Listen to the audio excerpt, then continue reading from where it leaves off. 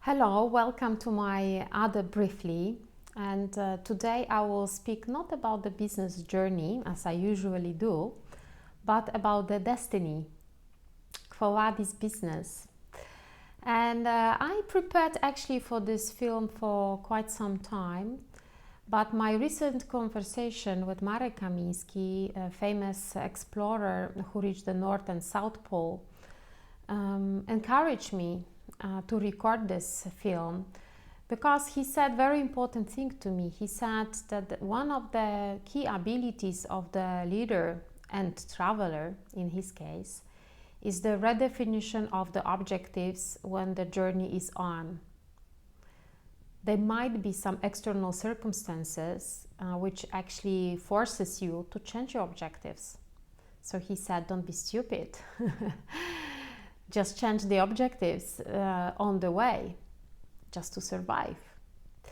And I personally believe we are living in a times when we should stop for a moment and relook into business objectives and see again where we are heading to.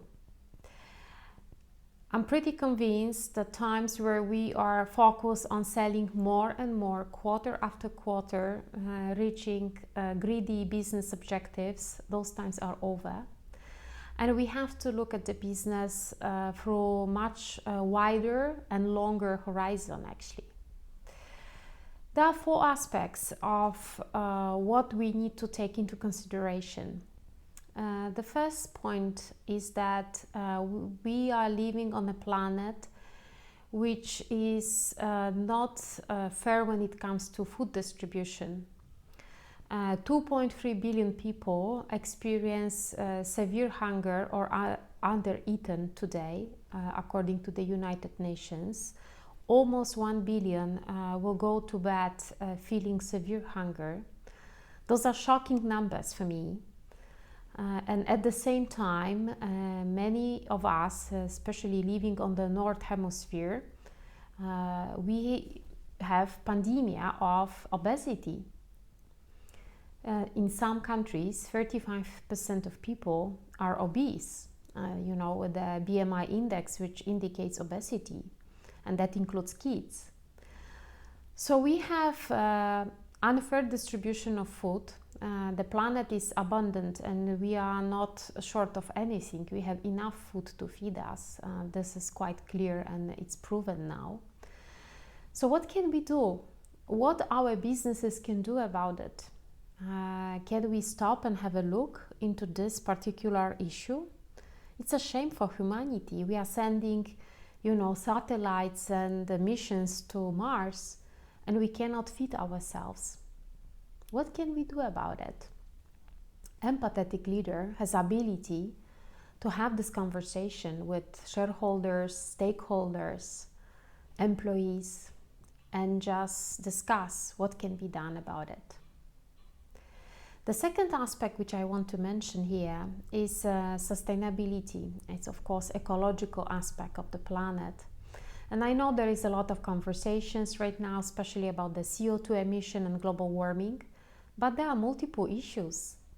I personally follow a Safe Soil movement, which talks about the condition of our soil itself, which is a big issue because more than half of the agricultural soil is degraded already, which means that there are too many pesticides used, or there are wrong pesticides, or there is monoculture. So if we continue this way and we create not enough so-called organic matter for the soil, the land will be transferred into desert. The retention of water will be an issue, and biodiversity will be destroyed. Those are huge topics of the planet. So what do we do as leaders? But not greenwashing, not, buying some papers to have an offset.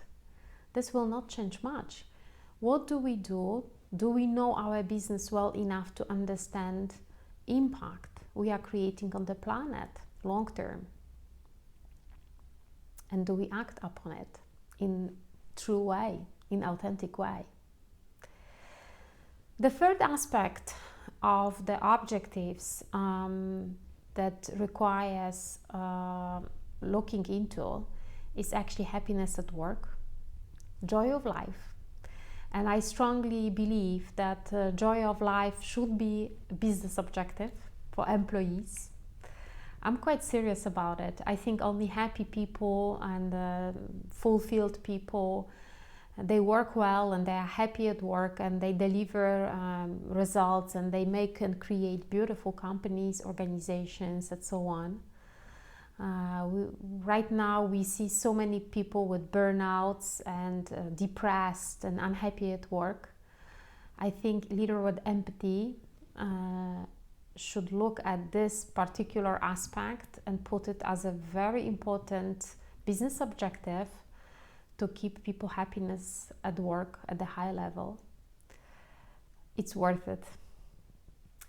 The fourth aspect I want to mention when it comes to business objectives is a polarization of welfare on the planet. Some people say it's 50 families, some others say it's 80 families, doesn't matter. Countable number of people holds the welfare of the half of the humanity. So we have a huge concentration of money, assets in a very limited number of people. This is very unfair, and I think we should have this capability and courage, maybe rather I would say, to talk to our shareholders about it, because many of them maybe are behind those numbers. So I don't know how often you talk to the shareholders of the company. Maybe not too often. Maybe there is no fair and open conversation with the owners. What do they really expect? How do they see the world? Do they share the issues of this planet with us? How can we work together differently to make this planet more justice to everyone? And you know, I spent enough time in communities not to support this particular system. I don't mean it. I just mean that we can organize ourselves a bit differently, which is more fair, which reduces hunger, give access to education, which is also important, we know, and just creates a bit more fairness and dignity for the entire humanity, not only for the selected number of people. So, empathetic leader has the courage to talk to the shareholders, stakeholders, employees about the business objectives, looking into longer horizon, not a short term, quarter after quarter.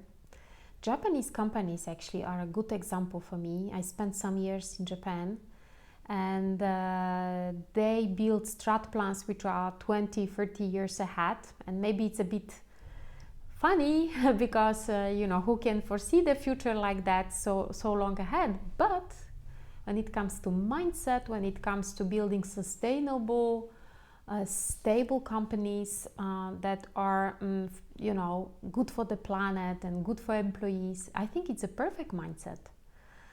Japanese companies are less greedy, 1.5 to 3%. This is the operating profit of the FMCG company in Japan. In Europe and US, it would be 12 to 20%. So there is a big difference. Can we look at the businesses beyond our career? Can we look beyond maybe even our life? How would you run the business when you think about 20, 30 years ahead and you want this company to exist and contribute to the planet and to the humanity? Think about it, talk about it, and act about it.